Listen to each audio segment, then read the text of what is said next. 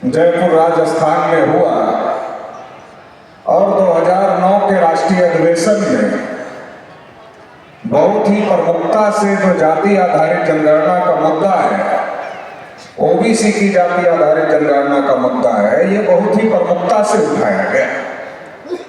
2010 में भारत मुक्ति मोर्चा का गठन किया गया और जब 2010 में भारत मुक्ति मोर्चा का गठन किया गया तो इस बात पर चर्चा की गई कि आंदोलन के लिए कौन सा मुद्दा होना चाहिए।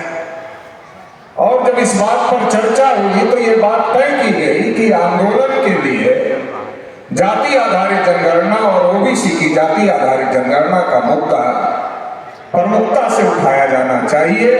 और इसलिए भारत मुक्ति मोर्चा ने लगातार पिछले लंबे समय से जाति आधारित जनगणना और ओबीसी की जाति आधारित जनगणना का मुद्दा देश भर में उठाने का काम किया। माननीय अमन मेश्राम साहब के द्वारा 51,000 कार्यक्रम ऑल इंडिया में जाति आधारित जनगणना और ओबीसी की जाति आधारित जनगणना को लेकर लगाए गए और इन कार्यक्रमों में यह विषय लगाया गया कि देश में जानवरों की गिनती होती है मगर ओबीसी की गिनती नहीं होती है। और इस विषय को बड़े पैमाने पर पूरे देश भर में अभियान चलाकर चर्चा का विषय बनाया गया। इस विषय पर देश के जो नेता हैं ओबीसी SC ST के, वो भी पार्लियामेंट में बोले, वो भी इसकी आवाज उठाए। इसके लिए ये पर्चा तमाम ओबीसी के नेताओं के घरों पर भी पहुंचाया गया और उनको भी ये बात समझाई गई, ये बात बताई गई कि देश में जानवरों की गिनती होती है मगर ओबीसी की गिनती नहीं होती। इसलिए 2011 में जो सेंसस होनी थी, उस सेंसस के पहले ये मुद्दा बहुत बड़ा मुद्दा बन गया और पूरे देश भर में जो SC ST ओबीसी के सांसद थे, वो सांसदों ने देश की पार्लियामेंट में बहुत बड़ा हंगामा किया और ये बात कही कि जानवरों की गिनती होती है मगर ओबीसी की गिनती नहीं होती और पार्लियामेंट को बंद करने का काम किया। जब पार्लियामेंट बंद हुई तो कांग्रेस और बीजेपी के लोगों को चिंता हो गई कि देश में ओबीसी का मुद्दा खड़ा हो गया है और अगर देश में ओबीसी का मुद्दा खड़ा हो गया है तो ये ब्राह्मणवादी वर्चस्व के लिए, ब्राह्मणवादी सत्ता के लिए और जो म्यूचुअल अंडरस्टैंडिंग से एक बार कांग्रेस जो ब्राह्मणों की पार्टी है और एक बार बीजेपी जो ब्राह्मणों की पार्टी है, ये जो दोनों पार्टियां म्यूचुअल अंडरस्टैंडिंग से बारी बारी से राज कर रही हैं, इनके लिए खतरा पैदा हो गया। क्योंकि ये जो बारी बारी से राज हो रहा है उसके पीछे ओबीसी का समर्थन है। ये जो जाति आधारित जनगणना का मुद्दा खड़ा हुआ, ये मंडल कमीशन से भी ज्यादा खतरनाक मुद्दा है क्योंकि पूरे देश के लोगों को ये पता चल जाएगा कि देश में ब्राह्मण 3.5%। क्योंकि हम केवल ओबीसी की गिनती की मांग नहीं कर रहे, साथ ही साथ हम ये कह रहे हैं कि प्रत्येक जाति की गिनती होनी चाहिए और जिसकी जितनी संख्या भारी उसकी उतनी हिस्सेदारी, जो ज्यादा ले लिया है उसकी हिस्सेदारी पर रोक लगनी चाहिए और जिनको कम मिला है उनको ज्यादा हिस्सा मिलना चाहिए। जितना उनका हिस्सा बनता है उतना हिस्सा मिलना चाहिए। तो अगर ये बात हो जाए, आज क्या हो रहा है देश में, शेड्यूल कास्ट को शेड्यूल कास्ट से लड़ा रहे, ओबीसी को ओबीसी से लड़ा रहे, आदिवासी को आदिवासी से लड़ा रहे और जनरल के नाम पर SC ST ओबीसी से क्षत्रिय राजपूत लोगों को लड़ाने का काम किया जा रहा है, जबकि जनरल के नाम पर भी हिस्सा अकेले ब्राह्मण खा रहा है, क्षत्रिय राजपूत लोगों को उसमें कुछ नहीं मिल रहा है, लेकिन सबको लड़ाने का काम चल रहा है। अगर देश में जाति आधारित जनगणना हो जाए तो जाति आधारित जनगणना होने के बाद दूध का दूध और पानी का पानी फाइनल हो जाएगा कि किसके पास कितना है। तो ये जो लड़ाई है, इस लड़ाई की दिशा चेंज हो सकती है क्योंकि अभी जो आपस में लड़ रहे हैं उनको ये ज्ञान हो जाएगा, उनको ये जानकारी हो जाएगी कि इस देश में किसी का हिस्सा किसी ने नहीं खाया बल्कि सबका हिस्सा 3.5% लोगों ने खाया। ये ज्ञान सबको हो जाएगा। अभी तक क्या ज्ञान बांटा जा रहा है? अभी तक केवल एक ही ज्ञान है कि सबका मालिक एक है, लेकिन अगर जाति आधारित जनगणना हो जाएगी तो ये भी ज्ञान देश में हो जाएगा सबको कि सबका दुश्मन भी एक है। और अगर ये ज्ञान हो गया कि सबका दुश्मन एक है, तो देश में जो लड़ाई है वो लड़ाई अलग तरीके से हो जाएगी। और देश में 77 सालों से 3.5% के अल्पसंख्यक लोग जो देश की सत्ता और व्यवस्था पर कब्जा किए हैं, लोकतंत्र के सभी संस्थानों पर कब्जा किए हैं, उनसे कब्जा छूट जाएगा। तो ये बात वो बखूबी समझते हैं, जितना हमारे लोग नहीं समझते उससे ज्यादा वो लोग समझते हैं। तो इसलिए वो लोग इस मुद्दे पर बहुत सतर्क है। और जब पार्लियामेंट बंद हुई तो उन लोगों ने विचार किया कि क्या करना चाहिए, क्या नहीं करना चाहिए। मनमोहन सिंह जी देश के प्रधानमंत्री थे। मनमोहन सिंह जी सामने आए और कहा हम जाति जनगणना करेंगे। लेकिन जब मनमोहन सिंह जी ने कहा जाति जनगणना करेंगे, तो कांग्रेस के अंदर के ब्राह्मणों ने कहा होगा, अरे नेहरू जी ने रोका, इंदिरा जी ने रोका, सारे कांग्रेस के बड़े नेताओं ने रोका, और आप कह रहे हो करेंगे। तो क्या आप ज्यादा ज्ञानी हो उन लोगों से? आप ज्यादा समझदार हो उन लोगों से? आप चुप रहो। मनमोहन सिंह बेचारे वैसे भी चुप रहते थे, और जब एक बार बोले भी तो फिर उनको चुप करवा दिया गया। मनमोहन सिंह जी को चुप करवाया गया और प्रणब मुखर्जी की अध्यक्षता में एक कमेटी बनाई गई और कहा गया ये फैसला करें। देश भर के लोग समझते थे कि प्रणब मुखर्जी कांग्रेसी ब्राह्मण है, कांग्रेसी ब्राह्मण होने का मतलब सेकुलर ब्राह्मण है। लेकिन जब वो राष्ट्रपति पद से रिटायर हुए और आरएसएस की शाखा में गए, तो ये पता चला कि अंदर से कुछ और था, ऊपर से कुछ और था। लोग ऊपर से देख रहे थे तो सेकुलर दिख रहे थे, अंदर देख नहीं पाए थे। अंदर से कम्युनल थे, ऊपर से सेकुलर थे। इसलिए ये समझना जरूरी है कि ये लोग ना सेकुलर होते हैं, ये लोग ना कम्युनल होते हैं, ये ब्राह्मण होते हैं। और प्रणब मुखर्जी ने जाति आधारित जनगणना और ओबीसी की जनगणना को रोकने का काम किया। लेकिन लगातार वामसेव के द्वारा, भारत मुक्ति मोर्चा के द्वारा यह मुद्दा जोर शोर से उठाया जा रहा था। और 1 सितंबर 2011 को दिल्ली के रामलीला मैदान में वामन मेश्राम साहब की अगुवाई में बहुत बड़ी रैली आयोजित की गई, जिसमें शरद यादव से लेकर रामविलास पासवान से लेकर तमाम बड़े बड़े नेता उस रैली में शामिल हुए। और जाति आधारित जनगणना के मुद्दे को लगातार उठाया जा रहा था। तो कांग्रेस और बीजेपी ने मिलकर सोचा कि अगर हम लोग विरोध करेंगे तो ओबीसी हमारे हाथ से निकलेगा, और ओबीसी हमारे हाथ से निकलेगा तो ओबीसी एससी एसटी माइनॉरिटी के लोग मिलकर देश में अपनी सरकार बना सकते हैं और हम तो पैदल हो जाएंगे। तो उन्होंने सोचा ऐसा बिल्कुल नहीं होने देना चाहिए, और अगर ऐसा नहीं होने देना है तो इसका विरोध भी नहीं करना है, इसका समर्थन भी नहीं करना है। तो समर्थन भी नहीं करना है, विरोध भी नहीं करना है, तो क्या करना है? उन्होंने कहा जैसे मंडल कमीशन को दबाने के लिए बाबरी मस्जिद राम जन्मभूमि का मसला खड़ा किया गया, वैसे ही ओबीसी की जाति आधारित जनगणना को दबाने के लिए भ्रष्टाचार विरोधी आंदोलन खड़ा किया गया।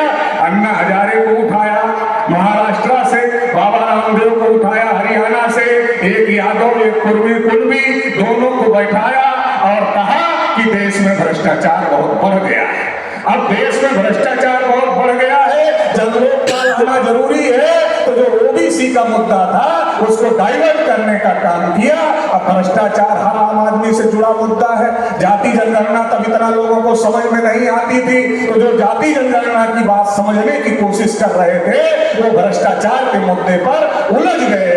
उस समय जब मैं अपने समाज के लोगों को कहता था चलो दिल्ली तुम्हारी गिनती का मामला है, वो कहते थे बेचारा अन्ना हजारे वो अपनी जान दे देगा। राजा हरिश्चंद्र के बाद पहला ईमानदार आदमी धरती पर आया है और वो भी चला जाएगा तो हमारा क्या होगा? इसलिए उसकी जान बचाना जरूरी है। मैंने उस समय उन लोगों से कहा था कि ओबीसी का मुद्दा दबाने का मामला है। जिस दिन ओबीसी का मुद्दा दब गया, अन्ना हजारे अखबार के पन्ने से गायब हो जाएगा, पता नहीं चलेगा। अभी पता नहीं चल रहा, किसान लोग टार्च लेकर खोज रहे हैं कि अन्ना हजारे भी किसान है, मगर कहाँ चले गए, दिखाई नहीं दे रहे। मैं महाराष्ट्र गया था तो मैंने महाराष्ट्र में लोगों से पूछा कि अरे भाई अन्ना जी नहीं दिखाई दे रहे हैं, कुछ पता नहीं चल रहा है। उन लोगों ने कहा हमें भी पता नहीं चल रहा है।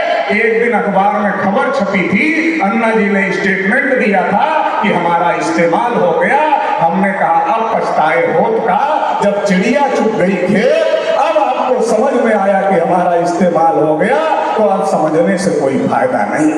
मुद्दा डाइवर्ट किया गया, मुद्दा दबाया गया, लेकिन आरएसएस बीजेपी के लोगों को पता था कि ये भारत मुक्ति मोर्चा के लोग चुप बैठने वाले नहीं है। ये तो जाति जनगणना के मुद्दे को हवा देते ही रहेंगे, इस पर लड़ाई लड़ते ही रहेंगे। हमारा तो चाहे तहसील का कार्यकर्ता हो, चाहे ब्लॉक का कार्यकर्ता हो, चाहे गांव का कार्यकर्ता हो और चाहे राष्ट्रीय कार्यकर्ता हो, जाति जनगणना के मुद्दे के बगैर उसका कोई स्पीच खत्म नहीं होता है। हर कार्यकर्ता जाति जनगणना को मुद्दा बनाता है, तो आरएसएस को पता चला कि दबाया नहीं जा सकता, और अगर ये आंदोलन खड़ा हो गया तो देश में ब्राह्मणों के हाथ से सत्ता निकल जाएगी। तो आरएसएस के ब्राह्मणों ने सोचा कि अगर किसी ओबीसी आदमी को आगे करके प्रधानमंत्री का चेहरा बना दिया जाए तो ओबीसी के लोगों को लगेगा कि अब हमारा प्रधानमंत्री बन रहा है, तो अभी हमें दूसरे तीसरे के आंदोलन में जाने की क्या जरूरत है, अभी तो हमें अपना प्रधानमंत्री बनाना है।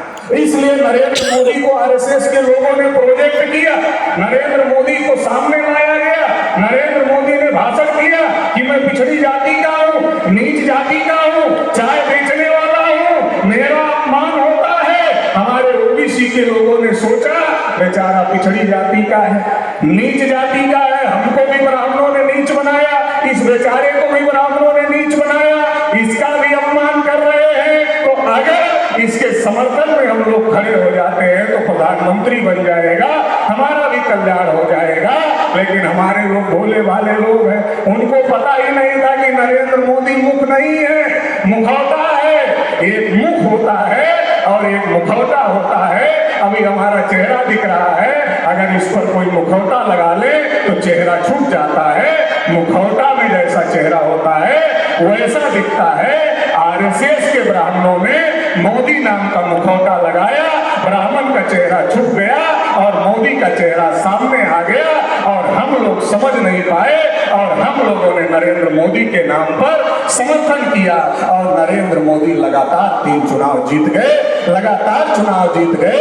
लेकिन नरेंद्र मोदी ने ओबीसी की गिनती नहीं। नरेंद्र मोदी ने कहा था मैंने कोई ऐसा काम नहीं किया कि जिससे मुझे शर्म महसूस हो। मैंने कहा मोदी जी आपने ऐसा कोई काम नहीं किया होगा जिससे आपको शर्म महसूस हो, लेकिन इस बात के लिए तो आपको जरूर शर्म आनी चाहिए, इस बात के लिए आपको जरूर चुल्लू भर पानी में डूबकर मरने वाली बात आपके लिए है कि आप ओबीसी में हो और ओबीसी में होकर आप देश के प्रधानमंत्री हो, लेकिन आप देश में जानवरों की गिनती कर रहे हो मगर ओबीसी की गिनती नहीं कर रहे हो। ये चुल्लू भर पानी में डूब कर मरने वाली बात जरूर हो सकती। अभी महिला आरक्षण आया, ओबीसी को आरक्षण नहीं दिया, ओबीसी के बच्चों की स्कॉलरशिप को लगभग बंद कर दिया, तमाम प्रकार का षड्यंत्र। जब नीट लागू में परीक्षा आई तो उसमें ओबीसी को कोटा नहीं दिया। जब हम लोगों ने आंदोलन किया फिर जाकर के दिखावा करके कोटा देने का काम किया, तो इससे ये बात पता चलती है फैसले नरेंद्र मोदी जी नहीं कर रहे। अगर फैसले नरेंद्र मोदी जी कर रहे होते तो कोई मूर्ख से मूर्ख आदमी भी अपने पैर को अपने हाथ से नहीं काट सकता। अगर उसको कहोगे कि अपने पैर को अपने हाथ से काटो तो कहेगा भाई साहब मैं मूर्ख जरूर हूँ, इतना मूर्ख नहीं हूँ कि अपने पैर को अपने हाथ से काटूं। अगर मोदी जी पावरफुल होते तो जरूर वो ओबीसी की गिनती करते, जरूर संख्या के अनुपात में हिस्सेदारी देते, लेकिन वो पावरफुल नहीं है, वो तो केवल दिखते हैं। सत्ता पीछे से आरएसएस के ब्राह्मण चला रहे हैं। ये बात हम लोगों को ओबीसी समाज को समझाना होगा, बताना होगा, और इस बात को समझा बता करके ओबीसी का आंदोलन जो खत्म करने का, नरेंद्र मोदी का चेहरा दिखाकर ओबीसी का आंदोलन जो खत्म करने की साजिश देश में आरएसएस बीजेपी के लोग कर रहे हैं, इसको रोकने का काम हम लोगों को करना होगा।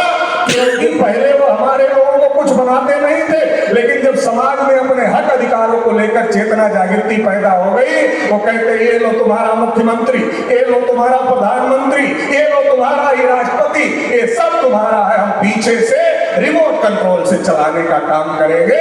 तो ये षड्यंत्र देश में चल रहा है, बहुत बड़े पैमाने पर चल रहा है। इसको समझने की जरूरत है, समझाने की जरूरत है। हम लोग इस काम में पिछले कई सालों से लगे हुए, पिछले कई सालों से हम लोगों ने नारा दिया है कि जाति आधारित जनगणना करो वरना कुर्सी खाली करो। तो जब पिछले कई सालों से हम लोगों ने नारा दिया है तो अभी थोड़ा जागृति बढ़ी, तो 2024 के चुनाव में हम लोग कुर्सी तो खाली नहीं करवा पाए, लेकिन कुर्सी हिला जरूर दिया। खाली नहीं करा पाए लेकिन हिला जरूर दिया है। अगली बार तो खाली ही होना है। अब जो कुर्सी है वो चंद्रबाबू नायडू जी और बिहार के मुख्यमंत्री नीतीश कुमार जी की बैसाखी पर खड़ी हुई है। अब कुर्सी अकेले नहीं है, अब ये 2 बैसाखी पर खड़ी है। 4 टांग में से 2 टांग जो है वो 2 टांग एक नीतीश कुमार जी की लगी हुई है, एक चंद्रबाबू नायडू जी की लगी हुई है। अगर ये 2 टांग हिल जाए तो कुर्सी गिर जाएगी। तो ये बात भी समझने की जरूरत है। बिहार में जब नीतीश जी और तेजस्वी जी की ज्वाइंट गवर्नमेंट थी तो बिहार में कास्ट बेस्ड सर्वे हुआ। हालांकि इसके लिए बीजेपी के लोगों ने बहुत ज्यादा अवरोध पैदा किया, इसके बावजूद भी हुआ। और कास्ट बेस्ड सर्वे ही नहीं हुआ बल्कि संख्या के हिसाब से रिजर्वेशन को, जिसकी संख्या बढ़ी थी, SC ST OBC सबका रिजर्वेशन बढ़ाया है। लेकिन बढ़ाने से क्या फायदा हुआ? जब कोर्ट ने रोक दिया, मैं तो नीतीश जी को भी कहना चाहता हूं कि नीतीश जी आपने तो बड़ा अच्छा काम किया, कास्ट बेस्ड सर्वे किया और सर्वे की रिपोर्ट आई तो आपने रिजर्वेशन भी बढ़ा दिया। आपने बढ़ा दिया, अच्छा काम किया, लेकिन बढ़ाने का फायदा क्या हुआ? जब वो कोर्ट ने रोक दिया तो फिर फायदा क्या हुआ? केवल आप कहोगे हमने बढ़ा दिया, तेजस्वी जी कहेंगे हमने बढ़ा दिया, कांग्रेस के राहुल गांधी ने कहा हमारी वजह से हो गया, तो सब राजनीतिक श्रेय लेने के काम में लगे हुए हो, राजनीतिक फायदा लेने के काम में लगे हुए हो। लेकिन OBC SC ST का फायदा कैसे होगा? जब कोर्ट ने रोक दिया तो OBC SC ST का तो फायदा हुआ नहीं। तो मेरा सवाल ये है, जब EWS आरक्षण 50% से ज्यादा है और सुप्रीम कोर्ट ने मान्यता दे दिया, तो ये जो OBC SC ST का आरक्षण बिहार में बढ़ा, इसको क्यों रोका जा रहा है कोर्ट के द्वारा? और अगर रोका जा रहा है तो नीतीश कुमार जी की बैसाखी पर सरकार है। अगर नीतीश कुमार जी की बैसाखी पर सरकार है तो नीतीश कुमार जी को जैसे तमिलनाडु का आरक्षण संविधान की 9वीं अनुसूची में है, वैसे बिहार का आरक्षण भी संविधान की 9वीं अनुसूची में डलवाना चाहिए और न्यायिक हस्तक्षेप से मुक्त करवाना चाहिए, ताकि बिहार में जो आरक्षण बढ़ाया गया उस आरक्षण को लागू करवाया जा सके।